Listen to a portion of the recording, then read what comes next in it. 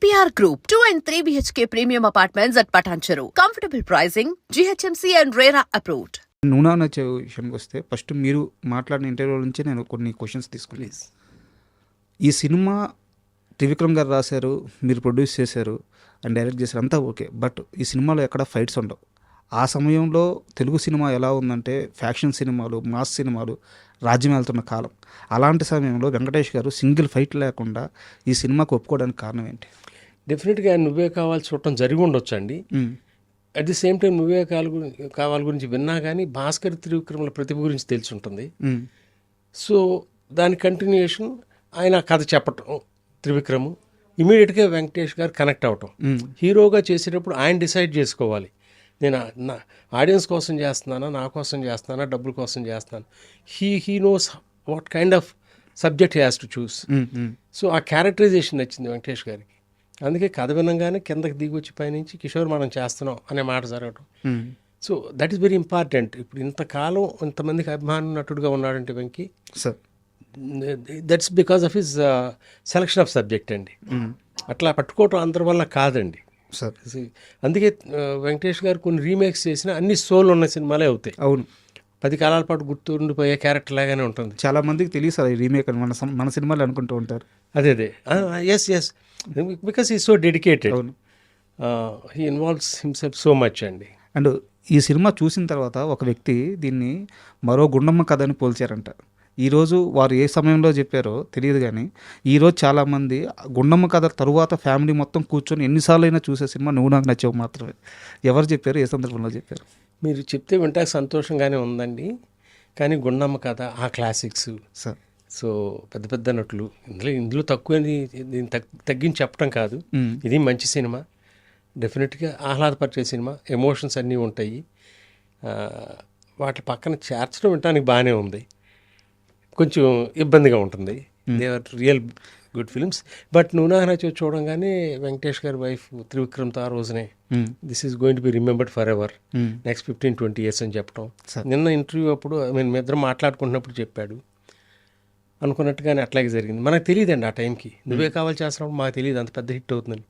నువ్వు నాకు నచ్చావు రాసేటప్పుడు చేసేటప్పుడు మాకు తెలియదు దీన్ని 10 కాలాల పాటు అంతగా ఆదరిస్తారని, ఇంకా ఆదరిస్తూనే ఉంటారని. సో మన ప్రయత్నం మనం చేసాం. బాగా సక్సెస్ అయిన సినిమాల గురించి మనం ఇప్పుడు మాట్లాడుకుంటున్నాం. అట్లాగే ఎంతే కష్టపడి ఇష్టపడి చేసే సినిమాలు, పోయిన సినిమాలు కూడా ఉంటాయి జనం ఆదరించని.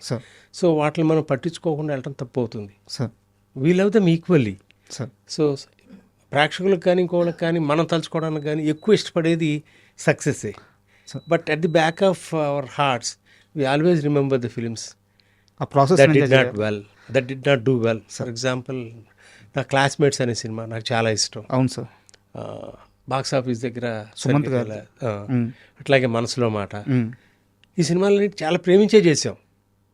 సో వాటి గురించి ఎక్కువ మాట్లాడుకోము, మీరు అడగరు కూడా. ఎందుకంటే ఎక్కడో డెఫిషియన్సీ ఉండి ఉంటుందండి సార్ ఆడియన్స్ కనెక్ట్ అవటంలో. లేదు సార్, క్లాస్మేట్ మూవీ నేను ఆ రోజు థియేటర్లో చూశాను, నాకు పర్సనల్గా చాలా బాగా నచ్చింది. అండ్ ఈ నువ్వు నాకు నచ్చే సినిమా అంటే సెట్స్ మీదకి వెళ్ళకముందు ఫైల్లో ఆ స్క్రిప్ట్ పెట్టుకొని ఆ ఫైల్లో ఆ సూట్ కేసులో కొన్ని కోట్ల రూపాయలు డబ్బులు ఉన్నట్టు భావిస్తూ మొత్తం గర్వంగా తిరిగేవారట మీరు. అంత బాగా నచ్చిందండి ఆ స్క్రిప్ట్ నాకు. డెఫినెట్గా 2 భాగాలుగా ఉండేది, ఇంటర్వెల్ ముందు ఇంటర్వెల్ తర్వాత. నేను ఇప్పుడు నాకు కొంచెం బ్యాక్ పెయిన్తో కిందే పడుకునేవాడిని పరుపు వేసుకొని సాప్ మీదే. నా పక్కనే ఉండే ఎప్పుడు మెలకు వచ్చినా చదువుకోవడం, ఎంజాయ్ చేయటం.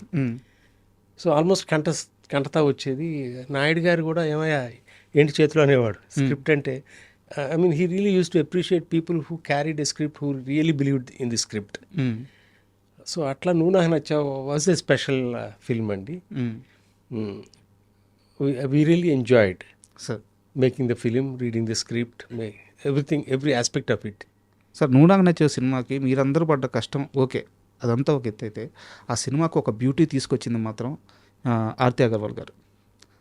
సో అంటే దాంట్లో ఒక షాట్ ఉంటుంది సార్ సినిమాలో, వాళ్ళు బయటికి వెళ్ళిన తర్వాత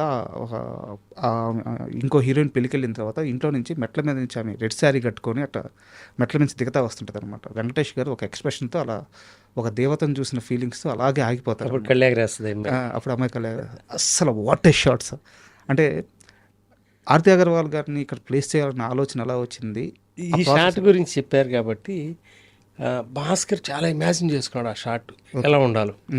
సో సినిమా అంతా మేము ఊటీలో చేసాం, ఈ రెలవెంట్ పార్ట్స్ అవన్నీ కూడా. బట్ తనకు అక్కడ ఏ లొకేషన్ నచ్చలా.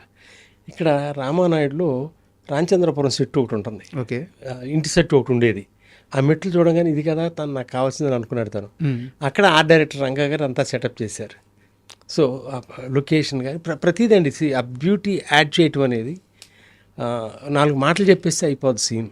సార్ సో మీకు ఎందుకంత బాగా గుర్తుంది ఆ విజువల్, ఆమె మెట్ల మీద నుంచి దిగి రావటం, అవును, ఆ తర్వాత వెంకటేష్ గారి ఎక్స్ప్రెషన్స్ కానీ, దీనికి అమ్మాయి ఇచ్చిన రియాక్షన్ కానీ, ఇట్స్ బేసికలీ డైరెక్టర్స్ విజన్ అండి ఈ షార్ట్ మేకింగ్. ఓకే, మేము 2-3 అమ్మాయిలు ఇక్కడ అనుకున్నాం ఈ సినిమా. అంటే వెంకటేష్ గారు పక్కన మ్యాచ్ అయ్యి హీరోయిన్, ఓకే, కొంచెం ఆ స్టేచర్ ఉండాలి అని అనుకున్నప్పుడు భాస్కర్కి ఏంటంటే రిచా పల్లోని ఇంట్రడ్యూస్ చేశాను, నువ్వే కావాలి. She was a major factor for the success of that film. తనకి కొత్త అమ్మాయి అయితే క్యారెక్టర్ కనపడుతుంది, ఆల్రెడీ చేసే అమ్మాయి అయితే ఆర్టిస్ట్ కనపడుతుంది. చిన్న సందేహం ఉండేది, ఆ స్టార్డమ్ స్టార్డమ్ అన్నీ కనపడకూడదు. Should not see some known artist there. ఈ అమ్మాయి త్రిష, మాళవిక, ఇట్లా కాకుండా ఈ అమ్మాయి నందిని అని తెలియాలంటే కొత్త అమ్మాయి కావాలి. సో ఆ ప్రాసెస్లో తను బాంబే వెళ్ళి అక్కడ మోడలింగ్ ఏజెన్సీస్ వాళ్ళందరితో మాట్లాడితే ఈ అమ్మాయి ఫోటో చూడటం తటస్థించింది. ఎవరు అమ్మాయి అంటే ఆల్రెడీ పాగల్ పని అని ఒక హిందీ సినిమా మూవీ చేస్తున్నారు, that was a failure. So she went back to America, that's where she came from, New York. భాస్కర్కి ఏమో అమ్మాయిని చూడలేదు, మరి ఆ అమ్మాయి సినిమాకి సంబంధించిన ఒక క్లిప్ చూసాడో లేదో కూడా తెలియదు. మరి ఆ ఫోటో చూసి ఈ అమ్మాయి అనేది నేను ఎందుకు అనుకున్నాడో కూడా తెలియదు. సో భాస్కర్ చెప్పి సార్ ఈ అమ్మాయి అయితే బాగుంది సార్ అంటే వీ జస్ట్ ట్రస్టెడ్ హిమ్. ఆ అమ్మాయిని నమ్మి అప్పుడు న్యూయార్క్ నుంచి పిలిపించి ఇక్కడ స్క్రీన్ టెస్ట్ అని అరేంజ్ చేసి ఇమీడియట్గా will go head with the shooting. So అట్లా జరిగిందండి. సచ్ ఎ గ్రేట్ సోల్ అండి అమ్మాయి, such a dedicated female she was. అన్ని మధుర క్షణాలు పాపం మన మధ్య లేదు ఇప్పుడు. ఎస్పెషల్లీ న్యూజిలాండ్ సాంగ్స్కి వెళ్ళినప్పుడు కూడా అసలు ఎంత పరితపించేదో అని ప్రతి ఆస్పెక్ట్కి. తనకి ఎంతో బాగా పోయినప్పటికీ కూడా లిరిక్స్ అని కంఠస్థం చేసి వచ్చేది. అమ్మాయికి ఏమీ ఈ భాషే తెలియదు. Basically she was born and brought up in New York.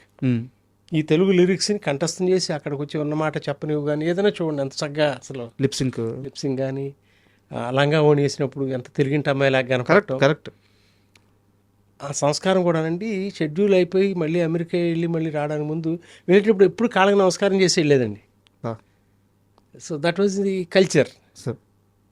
Yeah we all miss.